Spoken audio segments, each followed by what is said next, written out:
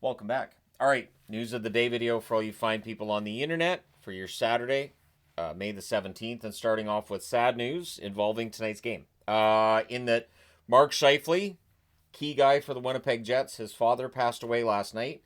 His status for tonight's game is unknown. Obviously, that is a small item in his mind as his father just passed. So we'll see how this affects tonight's game. The Winnipeg Jets already sending out condolences, and his teammates and obviously teams around the NHL have been sending out condolences. But it does overshadow what is a huge game tonight. Starts at 8 Eastern, 5 Pacific. Winnipeg in Dallas against the Stars. So yeah, we don't know if he's going to play. Obviously, this is something that's much bigger than tonight's game. And so my thoughts and condolences with Mark Scheifele, friends and family, as they deal with that. So, and I haven't seen anything else related to tonight's lineups or anything. That just kind of seems to be overshadowing everything.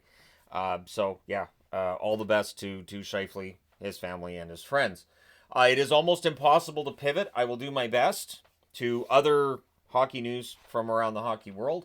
Matthew Knies hurt during last night's game for Toronto. His status is unknown for tomorrow. Obviously, for Game 7, Toronto is going to want to have everybody on deck and just, everybody going like last night. Exhausting game, I would think, for the Leafs last night, but they're going to have to do that again. They're going to have to do it at home. They're going to have to shut out all of the crowd noise and just focus on the task at hand. And that is very difficult for teams that are in Game 7s generally.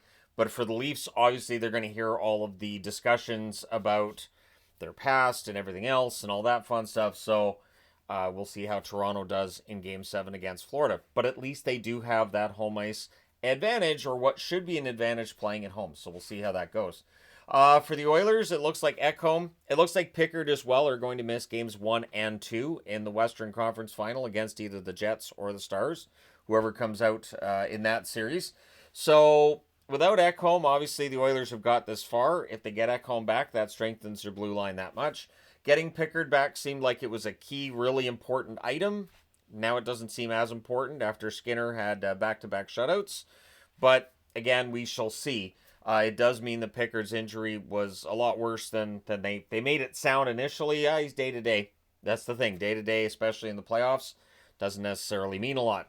So the reason for the Sens sweater today, Sens jersey today, whatever you want to term it, the Senators have opened contract talks with Claude Giroux. I would think Giroux would want to stick around with the Sens, probably give them a pretty good deal on a contract. I think he's played really well for them. I think it's a good fit. So we'll see if maybe he gets the Pavelski treatment where you get 1 year and then every year you decide if you're going to keep going. So yeah, we'll see how many years Giroux signs for, but I would think he very likely stays with Ottawa. So the one question coming out of the Capitals loss, and I didn't really talk about this on the channel, but it did enter my mind of, okay, Ovuchkin got the Gretzky record in goals. The team had a great regular season, didn't go that far in the playoffs. Will he come back next year? And the expectation is that Ovuchkin will. Now, he has a final year of his contract. If he retired, he'd be giving up that money. Not that he can't afford to. Ovechkin's obviously very wealthy from his time in the National Hockey League, but the expectation is he'll come back. Sidney Crosby was asked at the Worlds, and he said, he expects him to come back too. It's weird. I don't know how much Crosby and Ovechkin actually cross paths outside of the hockey world, but yeah, the expectation is that Ovechkin will return for his last year of his contract. I would think he retires at that point. I wouldn't be surprised if this summer he says, yeah, it's my last year, and then we have a big retirement tour. Not dissimilar to what we saw with Fleury, but probably a lot higher in terms of the tributes that they'll have at every arena he goes to and that kind of thing, because Ovechkin, one of the best of his generation. So, yeah, setting the all-time goal-scoring mark, I would think passing 900 is something that's going to be on his mind as well.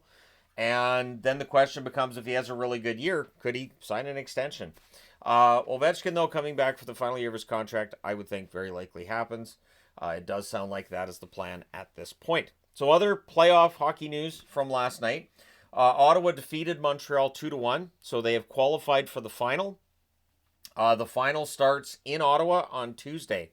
They will host the Minnesota Frost. So it's the Frost and the Charge. Yeah, we'll see how things go there. So the Montreal Victoire are out. And I think most people probably would have taken the Victoire, and Toronto loses to Minnesota. So there you go. Instead of Toronto, Montreal, you get Minnesota and Ottawa. AHL news from last night.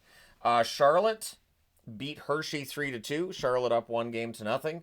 Rochester beat Laval 5-3. So Rochester tied that series at 1. Abbotsford won a nail-biter over Colorado. And after that Toronto game last night, I watched the Abbotsford game on YouTube. And because I couldn't get there, obviously the game had already started by the time the Toronto game finished. But Abbotsford winning that one 2-0. Real nail biter. A lot of penalties in the third period. Kind of a fun game. And Scheifele gets his third shutout, I believe, of these playoffs. So, yeah, Abbotsford's going on a nice little run here. We'll see if they can win Game 2 on Sunday. Of course, I'll be here because that's Game 7 of Toronto and Florida. But once that's done, I'll be able to watch that one on YouTube as well. Maybe Abbotsford's going to get this done and go into the Final Four in the Calder Cup playoffs, which would be kind of fun. And tonight in the AHL, there's one game. Hershey and Charlotte have Game 2. So Hershey will be looking to bounce back. Hershey fell behind in the last series as well, so falling behind doesn't scare Hershey. They are defending champions, so for Charlotte, it's important to make sure that you win this one as well. Put them down 2-0, make them come back from 2-0 down, which they did in the last series, right? So we'll see how things go. But let me know your thoughts in the comment section below, as always. Hit like and subscribe in the event you may not have done so already. Thank you guys so much for all your support. I will talk to you again soon.